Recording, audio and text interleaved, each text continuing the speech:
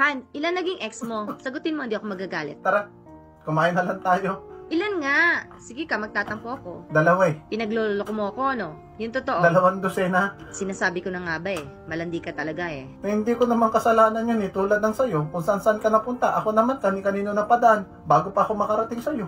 Talaga ba? Eh, sino naman na mas maganda? Sila o ako? Hindi ko talaga maalala eh. Matagal ng panahon nang nakalipas eh. Sabihin mo na. Promise, hindi ako magagalit. Ex mo na yung mga yan eh. So, pass is pass. Hindi naman ako uto-uto na magsasabi ng totoo. Tapos titirahin mo ko. Tapos mag-aaway tayo. Huwag na lang sana. Sagot ko lang naman kung sino mas maganda. Big deal na ba yon? Hindi nga ako pwede magkumpara dahil ang mga babae ay parang prutas. Iba ang mansanas, iba ang ubas, iba ang orange. O, ano namang klaseng prutas ako? Kao, ibang klaseng prutas ka. Simple, pero ibang-iba. Nasa iyo ng Ang lahat. dami mong alam. Ano nga? Fruit. Sasapakin na kita. Ano nga ang fruit?